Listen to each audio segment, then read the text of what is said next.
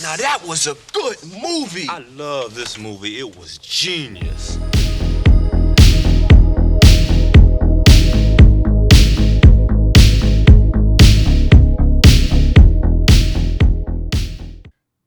That previous clip tells you pretty much everything you need to know about my opinion of the 1987 comedy Hollywood Shuffle.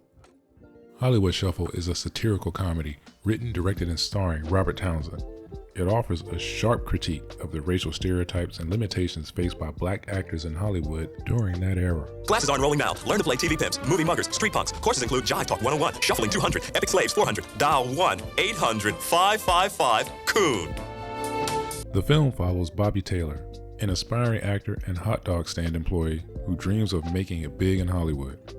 As he navigates the industry, he encounters a series of absurd and stereotypical roles, forcing him to confront the challenges of typecasting and the pressure to conform to limited representations of black characters. The cast of Hollywood Shuffle is absolutely packed with future stars and comedians. I was around 9 or 10 years old when I first saw Hollywood Shuffle, and I honestly can't remember if the Robert Townsend HBO specials, the Partners in Crime specials, came on before the movie debuted on HBO or after, but I remember seeing them both, so I'm not sure which one I saw first, but I know I was too young to be watching either. However, even at that young age, with all the movie watching I had done and all the television shows I watched, everything that was being said in this movie, even though it was satire, it was easily recognizable to me what they were saying and what Robert Townsend, the message that he was trying to push. The little bit I do know about what black actors have to go through in Hollywood, I learned from this movie. I don't think Hollywood Shuffle is the first film to tackle the subject of black Hollywood, but it's definitely one of the best examples. I'm not sure how much influence this film had on people like Dave Chappelle or Aaron McGruder, the creator of the Boondocks, but the way this movie does satire, it seems as if those later shows took something from it. Now let's talk about the movie itself. The movie starts out with Bobby practicing lines for an upcoming audition. Now these lines are the most stereotypical, most terrible lines you've probably ever heard.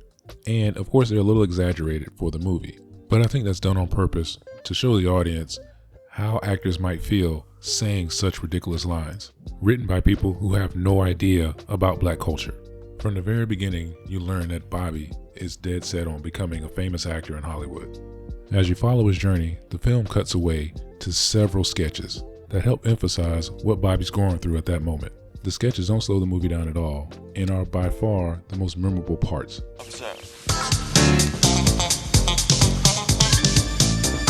Yes, yes, yes. Bobby has to deal with naysayers in his life, along with fellow actors who have an issue with black actors playing roles that are too stereotypical, while also accepting those roles because they need work. This eats at Bobby's conscience, and I have to mention that this movie has really great acting. For being made on such a low budget with a lot of young, relatively unknown actors and comedians, they do a fantastic job with their roles, and that leads to a lot of great scenes. One of my favorites being the Siskel and Ebert style movie critics. This whole scene is just incredible. Welcome to Sneaking in the Movies. My name is Speed, and this is my homeboy Tyrone, and we are like movie critics and shit. This part of the film is great because it's multiple sketches within a sketch. Our critics review 4 films.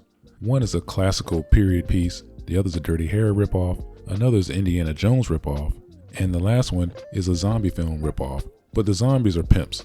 Each of the film clips was funny in their own way, but what's really funny is that the 2 critics only agree that they both like the zombie pimp film. Another one of my favorite scenes in the movie is when Bobby's imagining himself as an old school private eye in one of those old noir films, and the guy he's chasing after is a dude named Jerry Curl, played by Keenen Ivory Wayans, and this entire scene is just hilarious. Okay, now just put my activator down.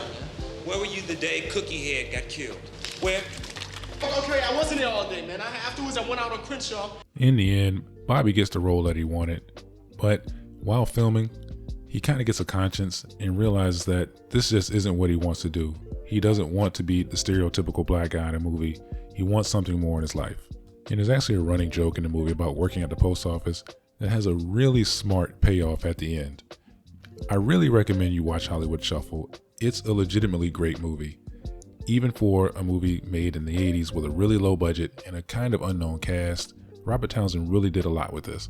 And even though the satire in the movie may not be quite as relevant as it was then, it still has a very powerful message. So if you've seen Hollywood Shuffle, let me know in the comments and let me know how you feel about it. If you haven't, go watch it. It's available for free online. I think it was on Tubi. So yeah, give it a shot. And if you like these kind of reviews, leave a like, subscribe to the channel, and I'll be back for more. Well, join us next week when we will be reviewing like 5 new movies. That's if we can sneak in the movie theaters and check them out. Yeah. So see y'all next week. See you next week. Let me see your tickets.